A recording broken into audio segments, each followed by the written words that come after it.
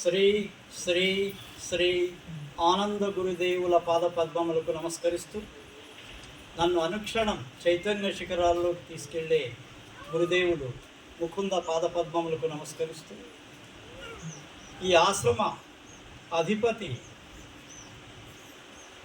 దొండేశ్వర్ మహారాజ్ గారి పాదపద్మములకు నమస్కరిస్తూ వారి యొక్క కరుణా కటాక్షం చేత ఇక్కడ మనం సత్సంగం చేస్తున్నాం. వారి యొక్క ఆశీస్సులు మనకి ఇక్కడ మెండుగా ఉండాలని కోరుకుంటున్నాం. అలాగే మీ అందరిలో కూడా ఒక దివ్యమైన స్వరూపం ఉంది, లోపల దివ్యమైన కాంతి ఉంది, ప్రకాశం ఉంది. ఆ ప్రకాశాన్ని లోపల అంతర్గతంగా ఉండేటువంటి ప్రకాశానికి నేను మీ అందరి యొక్క పాదాల్లో నమస్కరిస్తూ ఆ యొక్క శక్తికి, ముఖ్యంగా ఆ ప్రకాశానికి నమస్కరిస్తూ ఇప్పుడు సత్సంగం ప్రారంభిస్తున్నాను. ముఖ్యంగా ఈరోజు ముకుందరెడ్డి మహారాజ్ గారి యొక్క జన్మదినం. మహారాజ్ గారు మొట్టమొదట ఆనందరావు మహారాజ్ గారి సత్సంగాల్లోకి వచ్చేది. మేము 1976లో మొట్టమొదట ఆనందరావు మహారాజ్ యొక్క సత్సంగం బాన్స్వాడలో విన్నాను. ఆ తర్వాత ఆయన అప్పటికి నేను బీఎస్సీ 2వ సంవత్సరం చదువుతున్నా, ఇంకా పెళ్లి కాలేదు. అయితే ఆయనలో మరి ఏదో నాకు తెలియదు, ఒక ఆకర్షణ నన్ను ఆయన వైపు గుంజేసింది. లోపల ఒక శక్తి మొదలైంది. ఏంటంటే లోపల ఉండే శక్తిని ఆయన ఏం చేసిండంటే, ఆయన దర్శనంలో లోపల ప్రేరేపణ జరిగింది, ఒక రకమైనటువంటి ఉత్తేజం కల్పించాడు ఆయన.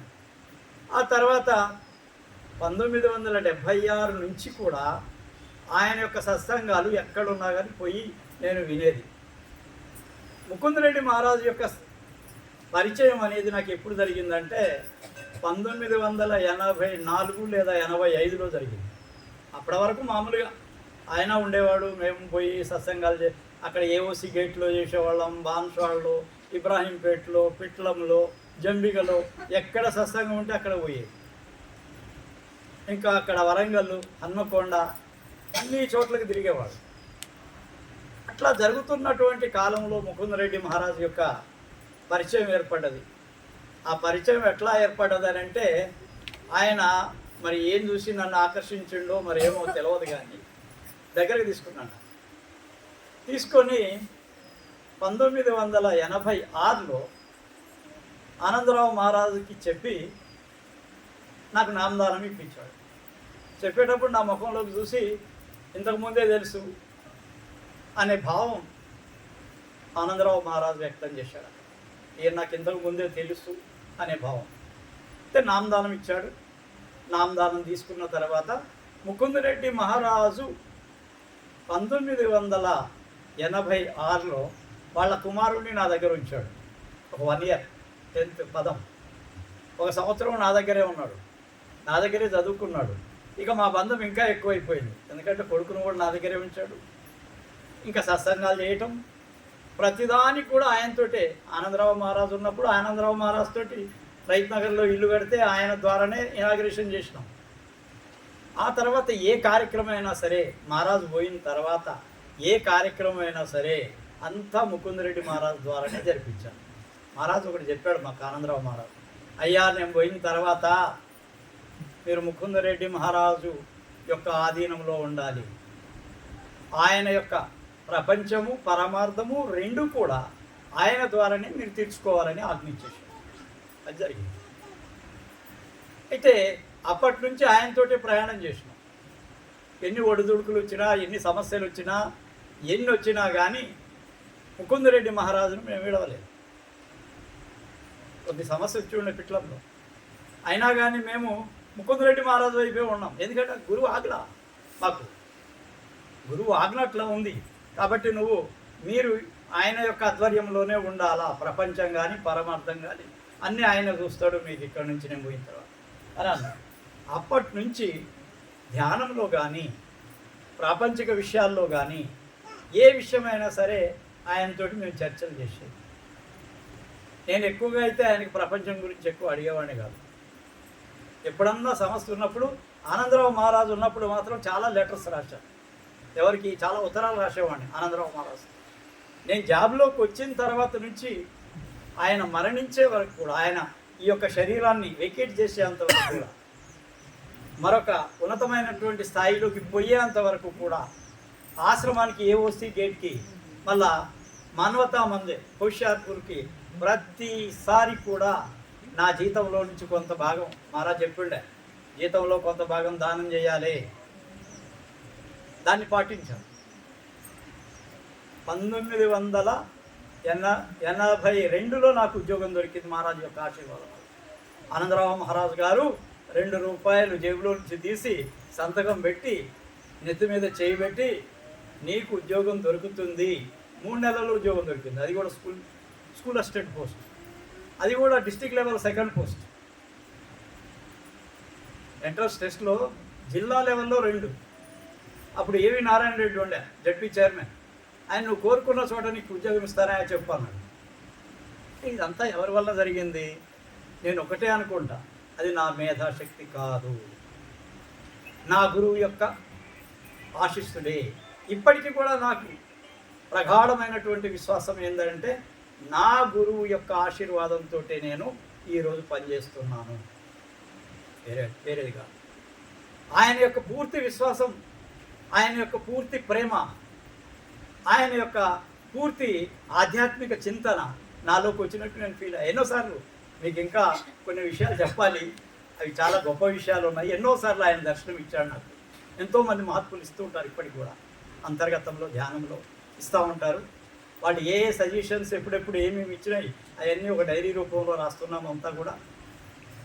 అయితే ఇక్కడ జరిగేది ఏంటంటే, వీటికి అన్నిటికీ ప్రేరణ మా గురువు గారి ఆనందరావు మహారాజ్ గారి యొక్క ప్రేరణ. ఆ తర్వాత ముకుందరెడ్డి మహారాజ్ తోటి ఇది డిస్కస్ చేసేవాడు.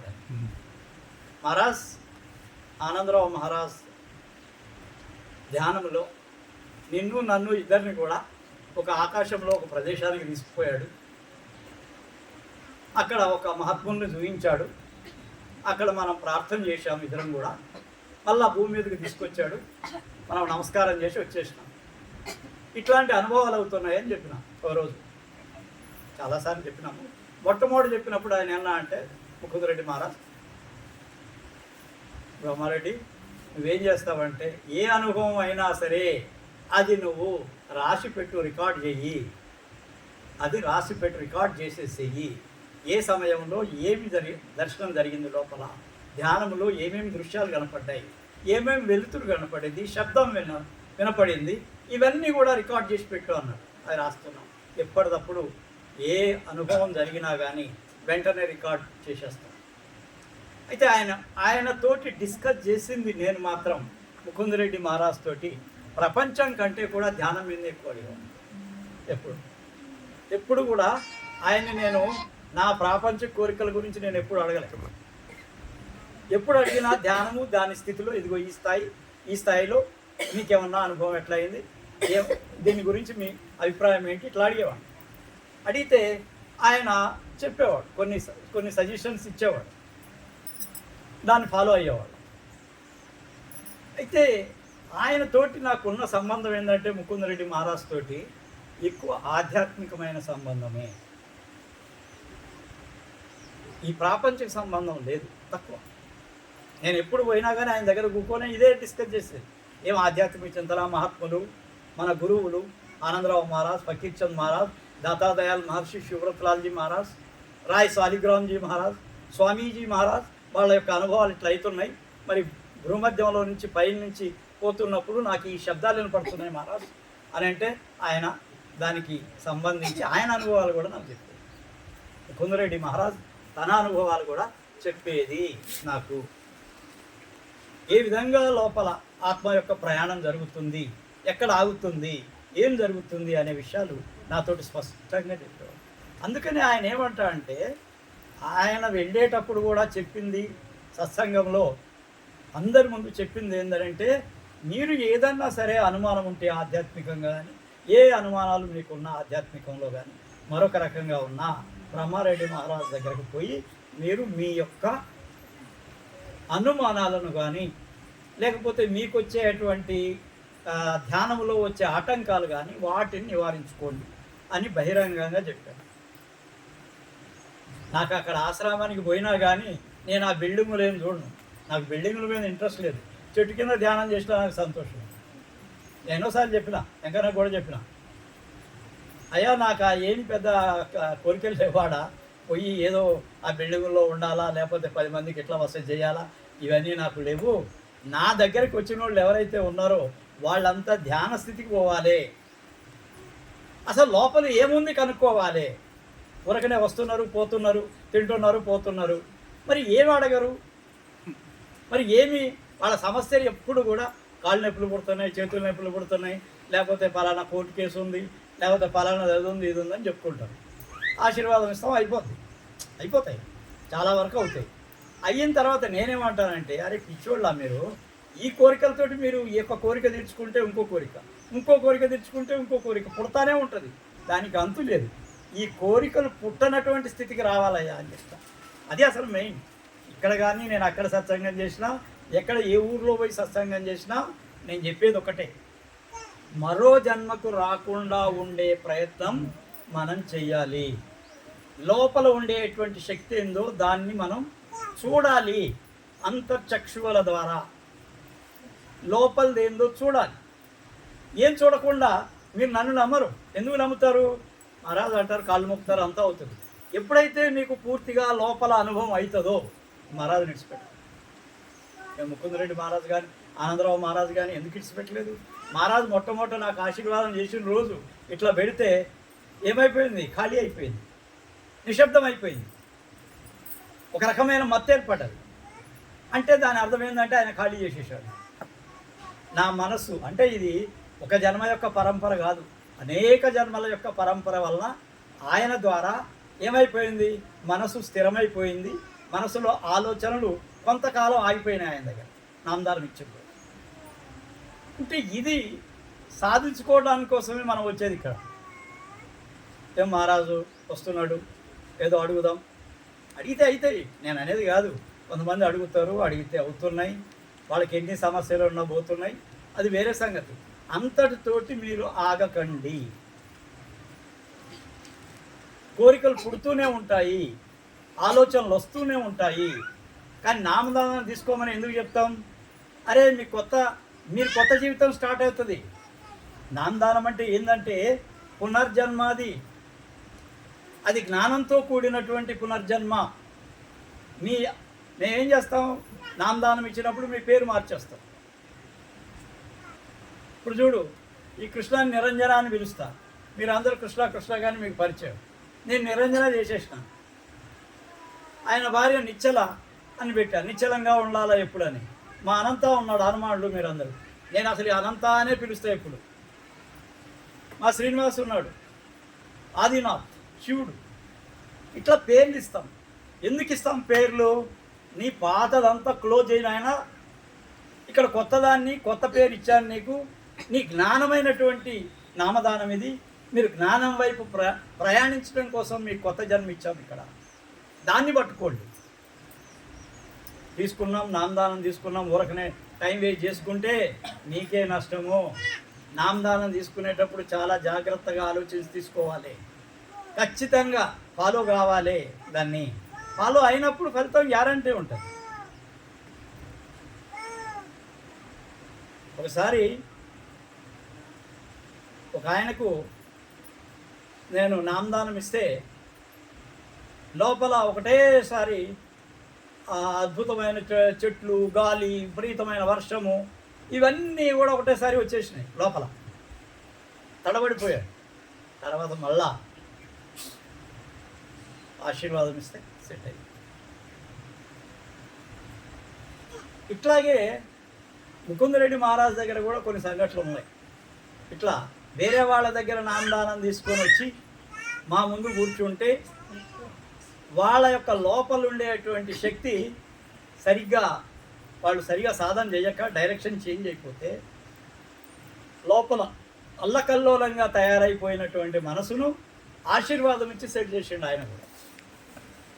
అంటే గురువు ఎందుకు అవసరము అంటే, మీరు ధ్యానం చేసేటప్పుడు మీ ధ్యాన స్థితి స్థిరంగా చక్కగా నడవాలనే ఉద్దేశంతో గురువు ముందు మీరు ధ్యానం చేయమని చెప్తారు. అంతే. మాకేం పొగడతలు లేకపోతే కిరీటాలు ఇవన్నీ కాదు ముఖ్యం.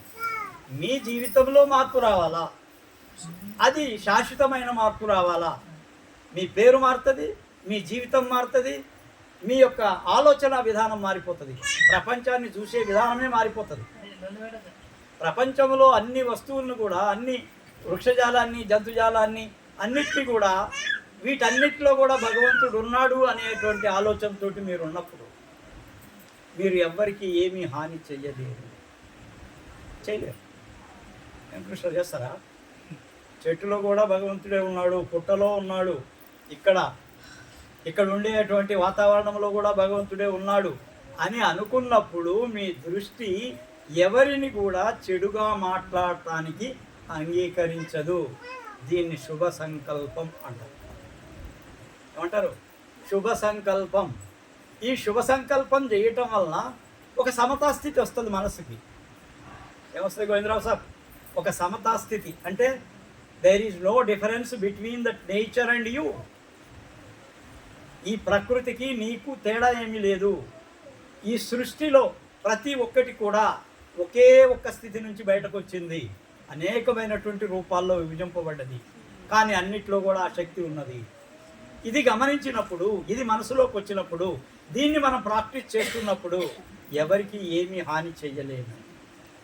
హాని చెయ్యలేరు, అంతే. చెయ్యలేము కాదు, చెయ్యలేరు. చేయటానికి మనసు ఒప్పుకోదు. మీరు రోజు ధ్యానం చేస్తూ ఉండి నిజంగా ధ్యానం చేస్తూ ఉన్నట్లయితే మీరు ఎవ్వరికి కూడా అపకారం తలపెట్టరు. ఎందుకంటే మీ ఆలోచనలే అసలు ఈ ప్రపంచం. అసలు ప్రపంచం అంటే ఏంటంటే ఆలోచనల మూట. ఆలోచనలు, ప్రపంచంలో ఉండే మానవుల యొక్క the total pool of thoughts, that is world. మనిషి అంటేనే మనసు ఉన్నవాడు. ఈ మనసు అనేది ఆలోచనలతో తయారైంది. ఈ ఆలోచనల యొక్క పుట్ట మొత్తం ప్రపంచం. ఈ ప్రపంచంలో ఆలోచనలు ఎట్లా ఉంటాయో ఇవి ఆకాశంలోకి వెళ్ళిపోయి మళ్ళా అవి కిందకి దిగుతూ ఉంటాయి. మనుషుల్లో కనుక ఈ సద్భావన అనేది లేనప్పుడు విపరీతమైనటువంటి ఈ వరదలు రావటం కానీ, లేకపోతే మరొక భయంకరమైనటువంటి తుఫాను రావటం కానీ, సైక్లోన్ రావటం కానీ, దీనికి కారణం ఏంది అని అంటే మీ యొక్క మనసులో ఉండే చెడు భావన. ఎవ్వరు మార్చలేరు. చెడు చేస్తే మీ ఆలోచనలన్నీ ప్యూరిఫై కనుకుంటే, ఈ ఆవరణకంతా మీరు ప్యూరిఫై కనుక చేయగలిగితే, మీ యొక్క ఆలోచనలంతా కూడా సద్భావంతో నింపగలిగితే మీ పక్కన ఉన్న వాళ్ళకి మంచిది. వింటున్నారా అన్నంలో? ఎట్లా సద్భావము మీలో. వాట్ ఈజ్ సత్సంగం? సత్సంగం అంటే ఏంది? సతుతో ప్రయాణం సత్సంగం. ఈ సత్సంగంకి వచ్చినప్పుడు మీ ఆలోచనలు శుభం వైపు ఉన్నట్లయితే మీ పక్కన వాళ్ళకి కూడా మంచి జరుగుతుంది. నేను ఒక అతన్ని చూసిన, బలవంతంగా ఒకసారి సత్సంగానికి తీసుకొచ్చిన, పేరు చెప్పను. అయితే ఆయన ఏం చేసిండంటే లోపల చెడు ఆలోచనలు ఉన్నాయి. అతడు బాగానే ఉంటాడు, కానీ చెడు ఆలోచనలు ఉన్నాయి బాగా. ఒక 5 నిమిషాలలో సత్సంగం నుంచి బయటకు వెళ్ళిపోయాడు. మేము అడిగినాం తర్వాత, ఎందుకు వెళ్ళిపోయినావా నువ్వు అని. నేను తట్టుకోలేకపోయినా అక్కడ నాకు ఎన్నో చెడు ఆలోచనలు విపరీతంగా వచ్చినాయి. అసలు ఇంతకుముందు కొద్దిగా ఉన్నాయి, ఇప్పుడు 1000 రెట్లు పెరిగిపోయినాయి. నేను రాను బాబు అన్న. అంటే ఇదిగో ఇది అంటే చెడు యొక్క ప్రభావము ఎట్లా పనిచేస్తుంది. జన్మల యొక్క ఎన్నో కర్మలు ముందుకు వస్తాయి. ఈ కర్మలను తొలగించుకోవాలంటే ధ్యానం చేయాలా, గురువు యొక్క సాన్నిధ్యంలో ఉండాలా. ఓసారి అక్కడ నుంచి రాధాస్వామి చెప్పేసి అయిపోయిందంటే కాదు. నిజంగా నీ మనసుతోటి, నీ యొక్క శుద్ధి అయినటువంటి మనసుతోటి, వాట్ ప్యూరిఫైడ్ మైండ్, ఈ ప్యూరిఫైడ్ మైండ్ తోటి మీరు రాధాస్వామి చెప్తే నాకు తెలుస్తుంది లోపల ఇది నిజమా అబద్ధమా అనేది నాకు తెలిసిపోతుంది షోయింగ్గా. లేకపోతే ఇది నిజంగానే ఈయన మనసులో నుంచి వస్తుందా అనేది ఏ మహాత్ముడికైనా తెలుస్తుంది బాగా పై స్థాయిలో. అయితే ఇక్కడ మేము అనుకునేది చాలా వరకు మాకు తెలుస్తాయి, కానీ ఈ బయటకు చెప్పడానికి వీళ్ళు చెప్పకు, చెప్తే సమస్యలు వస్తాయి. కాబట్టి కొన్ని విషయాలు అసలు చెప్పం. కొన్ని ఇండికేషన్స్ వస్తాయి. వాళ్ళ దగ్గర నుంచి వేవ్స్ నా దగ్గరకు వస్తుంటాయి. ఇక్కడి నుంచి వేవ్స్ ఇంగ్లాండ్ పోతాయి, ఇక్కడి నుంచి అమెరికా పోతాయి. ఇదిగో ఆయన కొడుకున్నాడు ఇప్పుడు సంజయ్, ఆయన అక్కడి నుంచి ఫోన్ చేస్తాడు రోజు. ఆయనకి ఏదైనా దర్శనాలు అయితే వెంటనే చెప్తుంటాడు.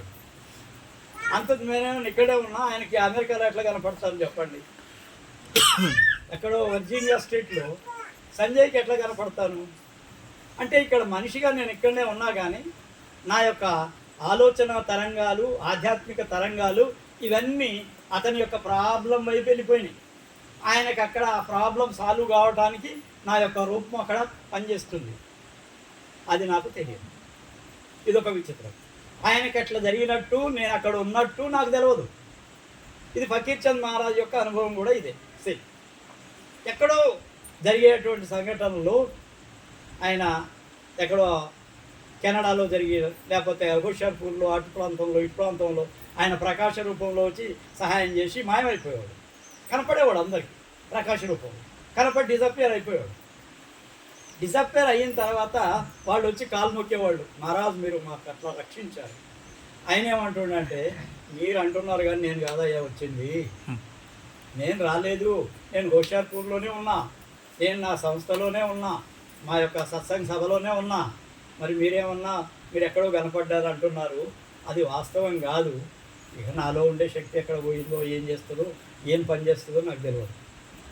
అంటే ఇది విశ్వాసం మీద ఆధారపడి ఉంటుంది. Where there is demand there is supply also. మీరు నిజంగా కోరండి గట్టిగా. డిమాండ్ ఎట్లా ఉండాలంటే, ఇదిగో ఈ కొండ ఉంది, ఈ కొండ పోయి సముద్రంలో పడిపోవాలంటే పడిపోవాలంటాడు యేసుక్రీస్తు. ఓ దగ్గర చెప్తాడు ఆయన, ఏమంటా అంటే, మీ యొక్క విశ్వాసం బలంగా ఉంటే ఈ కొండ పోయి నదిలో పడిపోమంటే పడిపోవాలి, అంత విశ్వాసం ఉండాలంటాడు. అంత విశ్వాసం ఉండాలి అని అంటే ఎంత ఎంత గురువు పట్ల అంకితగా ఉండాలా. మరి అన్నిసార్లు చెప్పాడు, ఎవరైనా సరే ఆ కొండను నదిలో పడేశారా? నదిలో పడేయలేకపోయారు. అంటే యేసు అనే మాటల్లో అంత బలం ఉంది. విశ్వాసంగా ఉండండి అని గట్టిగా చెప్తున్నాడు. ఏ మహాత్ములైనా సరే, ఫకీర్ చంద్ మహారాజ్ చెప్పినా, గౌతమ్ బుద్ధుడు చెప్పినా, లేకపోతే ఏ మహాత్ముడు చెప్పినా, ఎవరు చెప్పినా ఒకటే విషయం ఉంటుంది. ఏంటంటే విశ్వాసం ఫలదాయకం. అయ్యా విశ్వాసం బలంగా పెట్టు, గురువుకు అర్పణ చేయి, గురువుకు శరణాగతి అయిపో. శరణాగతి అయిపోతే నీ ప్రాబ్లమ్స్ అన్నీ గురువే తీసుకుంటాడు. కానీ అక్కడ నువ్వు ఉండవు, గురువే అంటున్నావా? నీ ప్రాబ్లం నా కాళ్ళ దగ్గర పెట్టేస్తే శరణాగతి అయితే ఆ ప్రాబ్లం గురువుకి ఇచ్చేసినట్టు. కానీ నువ్వు నిల్లైపోవాలి అక్కడ. నువ్వు మళ్ళీ దాని గురించి ఆలోచించవద్దు. నేను మహారాజు చెప్పినా అయిపోయా కదా, మహారాజ్ ఆయన ఆశిస్సులతో అవుతుంది అనే విశ్వాసం ఉంటుంది. ఆ విశ్వాసం గట్టిగా ఉంటే అవుతుంది. మీ అత్తమ్మ కూడా చెప్తా, విశ్వాసం బలంగా ఉంచు, అయిపోతుంది. December 17 target day. ఈ టార్గెట్ డే వరకు అయిపోవాలి. బలం ఉందా లేదా చూడాలి. నేను చేసేది చేస్తాను, కానీ మీకు ఆ విశ్వాసం ఉండాలి కదా. మహారాజ్ చెప్పిండు ఖచ్చితంగా అవుతుంది, తప్పకుండా మన కుటుంబం బాగుపడుతుంది, ఈ సమస్య నుంచి వెళ్ళిపోతాం. ఆ తర్వాత గురువుతోటే మేము ప్రయాణం చేస్తాం. అందరితో అయిపోయింది రామ్ రామ్ అంటే కుదరదు, అర్థమైందమ్మా? అంతటితో రామ్ రామ్ కాదు, నిజమైన శరణాగతి ఉండాలా. శరణాగతి ఉంటేనే ఏదైనా సరే సాధ్యమవుతుంది. లేకపోతే సముద్రం యొక్క అంచుల్లోనే తరంగాలు లేస్తాయి. వింటున్నారా? తరంగాలు అంటే సముద్రం యొక్క అలలు ఎక్కువ ఎక్కడ ఉంటాయి? తీర ప్రాంతంలోనే ఉంటాయి. కానీ మధ్యలోకి పోయే కొద్దీ నిశ్శబ్దం ఉంటుంది, గాఢాంధకారం లాగా ఉంటుంది, చాలా ప్రశాంతంగా ఉంటుంది సముద్రం మధ్యలో. నేను చెప్పేది అదే. ఏమంటున్నానంటే, మీరు తీర ప్రాంతంలో ఉండేటువంటి తరంగాలు కాదు, మీరు సముద్రంలో ఉండే ఆణిముత్యాలను పట్టుకోవటానికి వచ్చినటువంటి వాళ్ళు. సముద్ర గర్భం ఎట్లా ఉంటుందంటే రత్న వైడూర్యాలతోటి నిండి ఉంటుంది లోపల. అంటే నిజంగా అక్కడ ఉంటాయా ఉండవా అది వేరే సంగతి. కానీ మీరు గనక లోపలికి పోయినట్లయితే మీ యొక్క అంతరంగంలోకి మీ యొక్క ఈ దృష్టిని, ఇక్కడ ఉండేటువంటి దృష్టిని లోపలకు మరల్చగలిగితే, ఈ ధ్యానం యొక్క ఎట్లాంటి స్థితి, చాలా డీప్గా లోతుగా ధ్యానంలోకి వెళ్ళిపోతే అక్కడ ఏముంటుందంటే సముద్రంలో మధ్యలో ఉండే ప్రశాంతత ఉంటుంది. అక్కడ తరంగాలు ఉండవు, అక్కడ ఆలోచనలు ఉండవు, అక్కడ నువ్వు ఉండవు. ఏముంటుంది? జబ్ మైతా తబ్ తూ నహీ, జబ్ తూ హై మై నహీ, ప్రేమ్ గలి అతి సంకరి వామై దోనా సమాయి. నువ్వు లేనప్పుడు ఇంకెవరు ఉంటారు? భగవత్ రెండు పడవల మీద కాళ్ళు పెట్టకండి ఎప్పుడైనా. నేను అనేది వచ్చిందంటే అయిపోయినట్టే. అక్కడ నేను కాదయ్యా, ఆ నేను, ఆ భగవంతుడే నేను. ఆ భగవంతుడిలో నేను ఒక భాగం, ఒక చిన్న కణాన్ని అనే దృష్టిలోనే ఉండాలి ఇప్పుడు. You are the part of the whole universe. మొత్తం ప్రపంచంలో ఉండేటువంటి యూనివర్స్లో, విశ్వంలో ఉండేటువంటి ఒక చిన్న కణాన్ని, ఒక చిన్న కణాన్ని, ఆ భగవంతుని యొక్క కణాన్ని. ఆ భగవంతుని యొక్క కణం ప్రతి ఒక్కళ్ళలో ఉంటుంది. పిచ్చివాడిలో ఉంటుంది, చెట్టులో ఉంటుంది, కుక్కలో ఉంటుంది, దేంట్లో అన్ని జంతువుల్లో కూడా ఉంటుంది. కాబట్టి ఆ యొక్క లోపలుండేటువంటి ఆ శక్తిని, ఆ జ్ఞానాన్ని, ఆ వివేకాన్ని మీరు సమర్పణ ద్వారానే పొందగలరు, మరో రకంగా పొందలేరు. సమర్పణ అంటే ఏంది?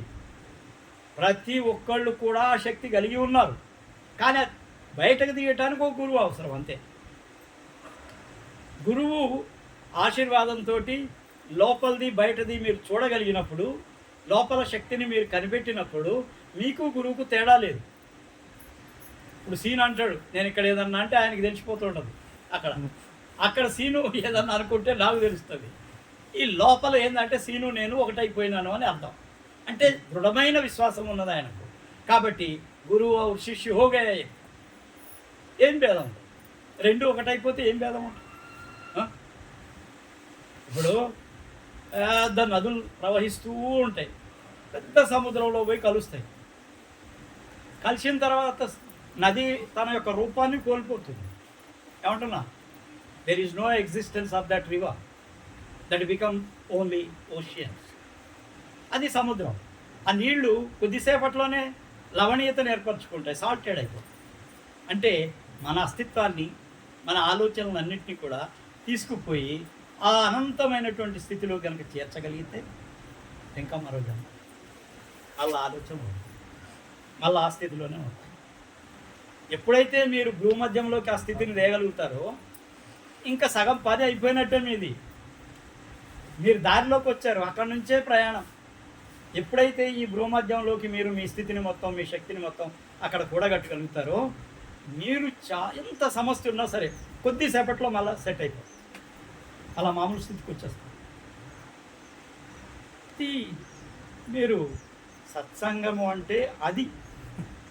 ఇదేదో మాటలు చెప్పి, పురాణాలు చెప్పి, ఆ కథలు చెప్పి పోయేది కాదయ్యా సత్సంగం.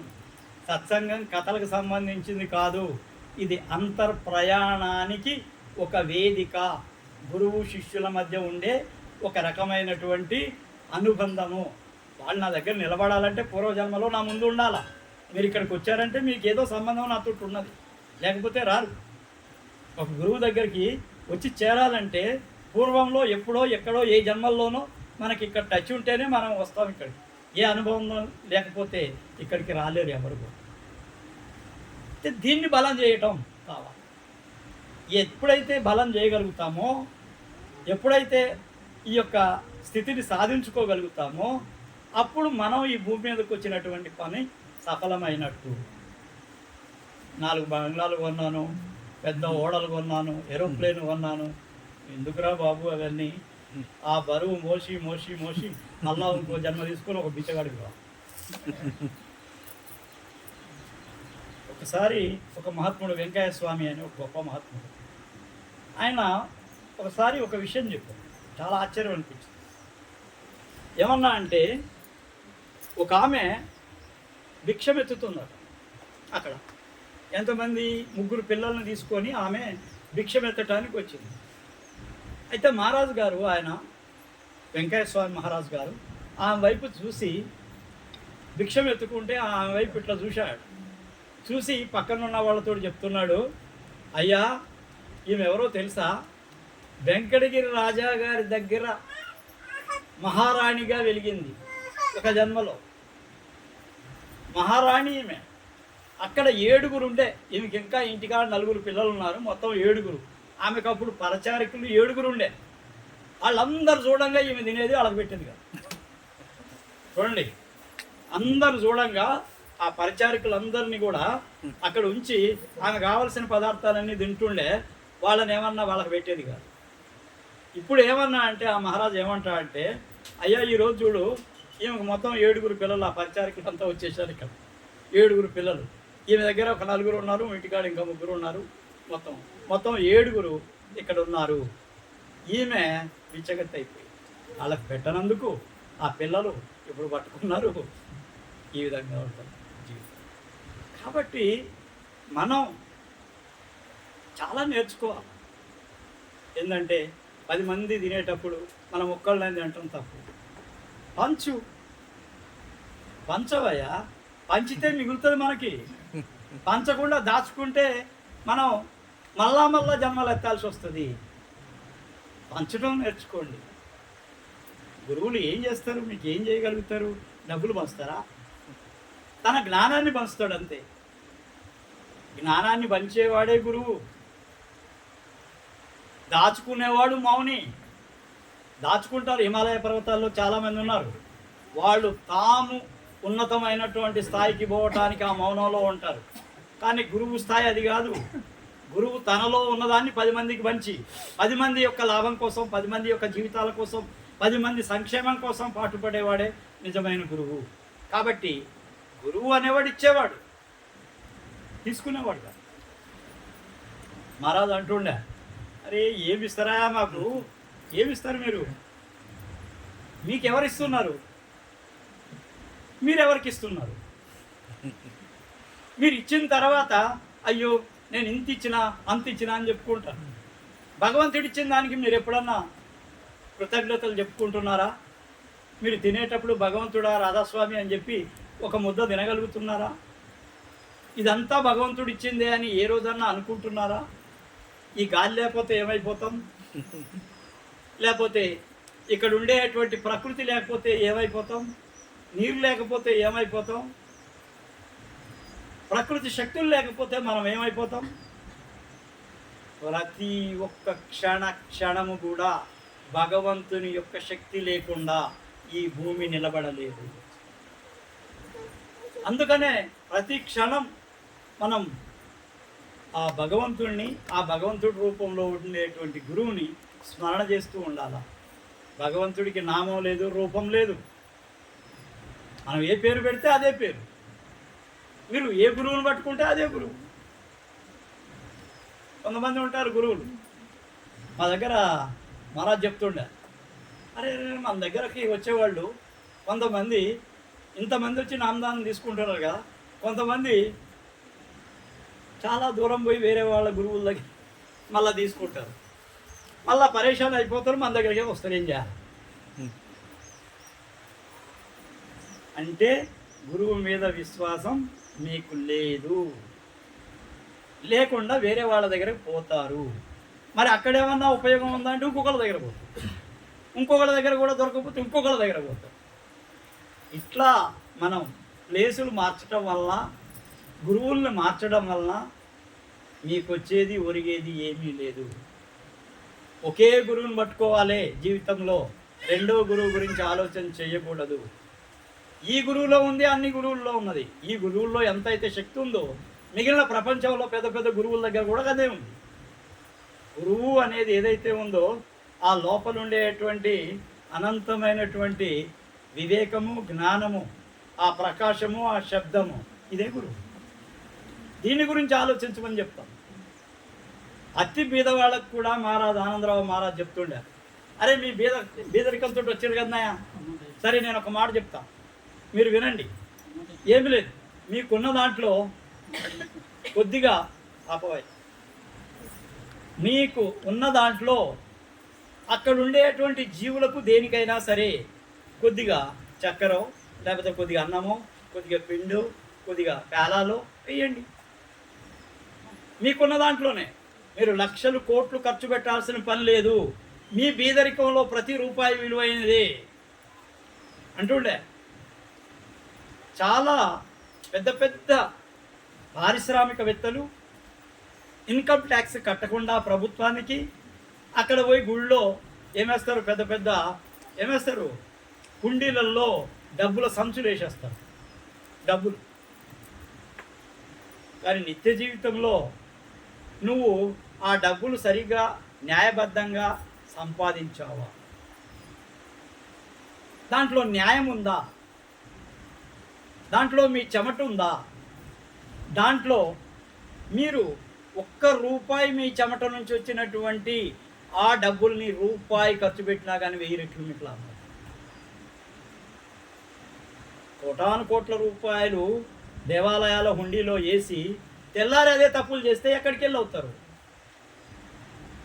అయ్యప్ప స్వామి దగ్గర పోతారు, మూటలు కట్టుకొని 40 రోజులు కింద పడుకొని కాళ్ళకి చెప్పులు లేకుండా పోతూ ఉంటారు.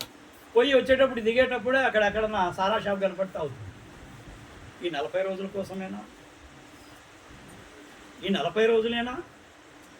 ఒక్కసారి మార్పు వస్తే జీవితాంతం దాని వైపు పోకూడదు. తాగొద్దు, ధూమపానం చేయకూడదు, మహారాజ్ చెప్పాడు చేయకూడదు. మాంసాహారం తీసుకోవద్దు. ఆ నుంచి దిగేటప్పుడే మాంసాహారం తింటిరి, సారాయిలు తాగితిరి, మళ్ళీ ఇంటికి వచ్చి అదే కథలు చేస్తుంది. దైవం ఒప్పుకుంటాడా? దైవం అంటే ఎవరు? నీలోనే ఉన్నారు, ఇంకా వేరే లేదు. Everything that evidence in you, నీలోనే నీకే చెప్తూ ఉంటుంది లోపల అంతరాత్మ. ఆ అంతరాత్మను తప్పించుకొని ఎవడు పోలేడు. కాబట్టి దానికి జవాబు చెప్పుకోవాలి మనం. అంతేగా 40 రోజులు, మండలం రోజులు అది చేసి ఇది చేసి తప్పుడు పనులు చేస్తాం. గురువు దగ్గరికి వచ్చేది ఎందుకు? మీ జీవితాలు సవరించుకోవడానికి. సవరించుకొని జీవితంలో మంచి పనులు చేస్తూ 10 మందికి సహకరిస్తూ దైవం వైపు ప్రయాణం చేయాలి.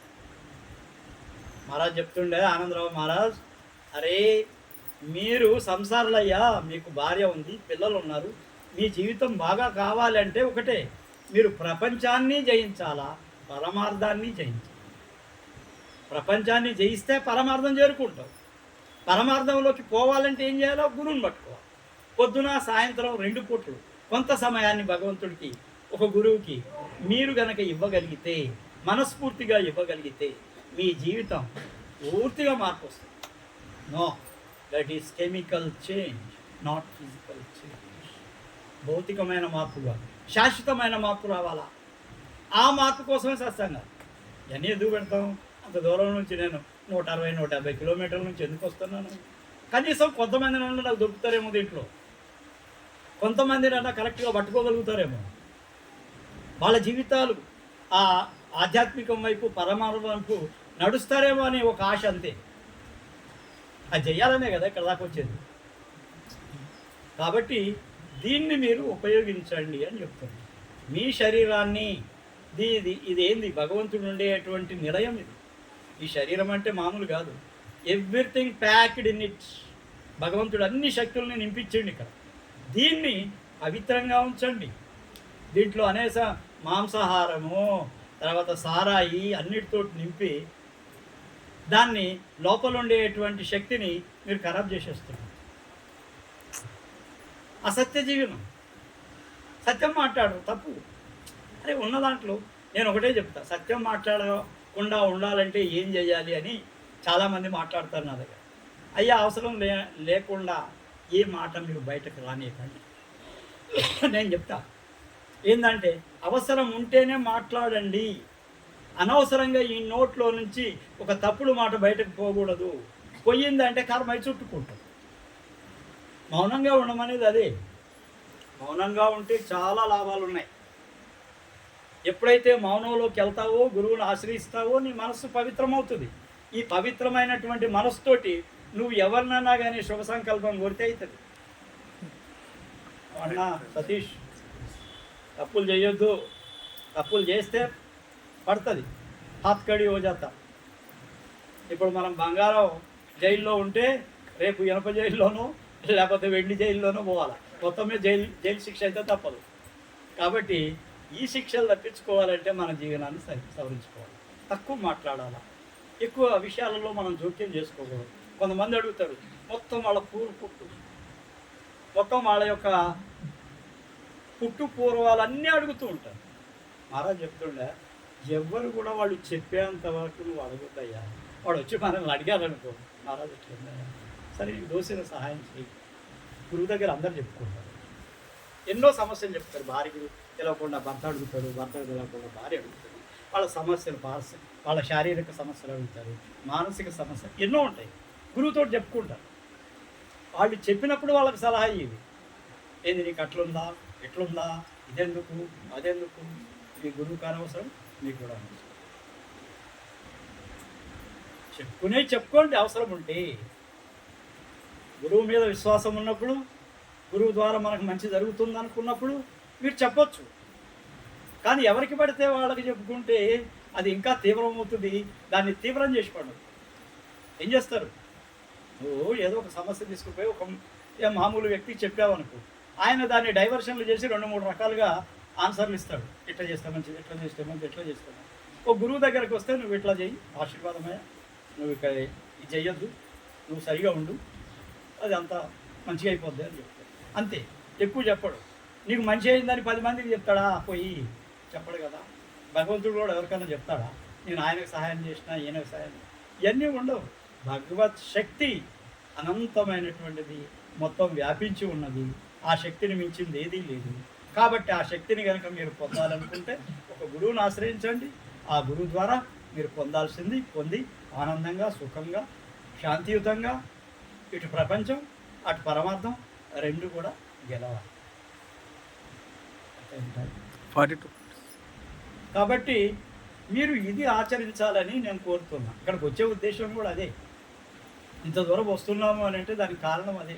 కనీసం ఒక నలుగురన్నా ఆ దారిలోకి వస్తారేమో, వాళ్ళ అనుభవాలు చెప్తారేమో, వాళ్ళని కొద్దిగా సవరించడానికి ఏమైనా అవకాశం ఉంటుందేమో అనేది మేము చూస్తాం. కానీ అవన్నీ ఉండవు ఇక్కడ. ఈయన ఏమంటాడు, నేను మర్చిపోతా అంటాడు. ఆ మరుపు ఎందుకో నాకు తెలియదు. మరి ఇక్కడికి వచ్చాడంటే నాకు కూడా ఆశ్చర్యం ఉంది, నన్ను మర్చిపోలేదు పాపం. సరే, మరుపు, ఆ మరుపు పోవాలని ఇక్కడికి వచ్చి కూర్చున్నాడు. సరే, అది భగవత్ ఇచ్చ అయిపోవాలని మా యొక్క ఆశీర్వాదం. సరే, అయితే ఇక ఇక్కడికి చేసేటువంటి సత్సంగాలు ఏవైతే ఉన్నాయో ఇది కొద్దిగా లోపలికి తీసుకొని మీ జీవితాలు సవరించుకోవడానికి ప్రయత్నం చేయండి. అందరికీ రాధా.